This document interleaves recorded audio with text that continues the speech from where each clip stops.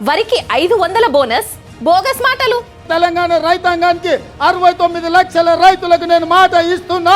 పండించే వడ్లకు 500 రూపాయలు బోనస్ ఇచ్చి ప్రతి గింజ చివరి గింజ వరకు కొనుగోలు చేసే బాధ్యత నాది.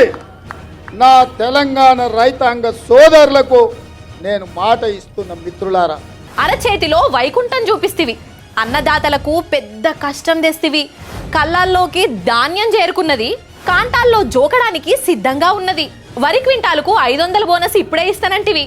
ఎటువాయే మీ బోనసు? మక్కకు 2200 ఇస్తాంటివి. నిగ్గదీసి అడుగుతున్నారు రైతన్నలు. నిజం తెలిసిపాయే మీ దళారీ మాటలు.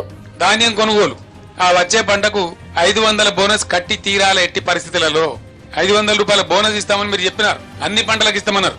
లిస్టు ప్రకటించినారు, మేనిఫెస్టో ఉంది. ఖచ్చితంగా ప్రతి పంటకు మీరు బోనస్ ఇవ్వాల్సిందే. వరి వస్తున్నది కాబట్టి వెంటనే 500 రూపాయల బోనస్ ఇవ్వాలి.